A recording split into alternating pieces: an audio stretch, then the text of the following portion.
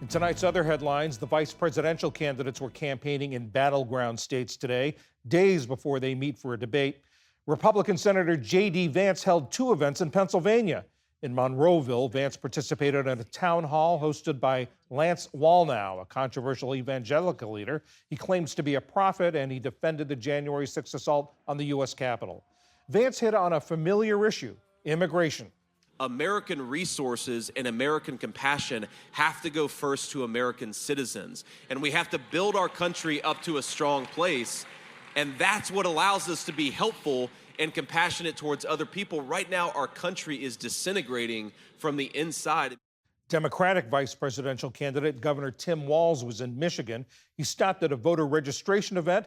Then he attended the football game between the University of Minnesota and the University of Michigan. The vice presidential candidates' debate is set for Tuesday. In Ukraine, two separate drone attacks in the northeastern part of the country killed nearly a dozen people. Russian forces hit a medical center in Sumy, prompting the evacuation of residents of an assisted living center. That's when the second drone attack hit.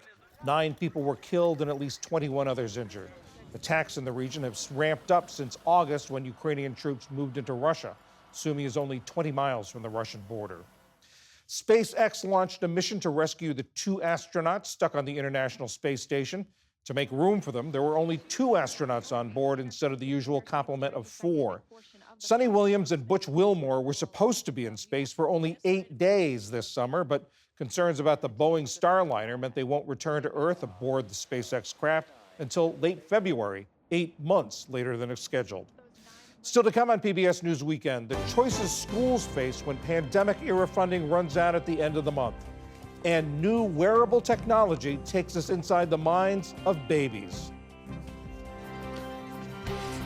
This is PBS News Weekend from the David M. Rubenstein studio at WETA in Washington, home of the PBS NewsHour, weeknights on PBS.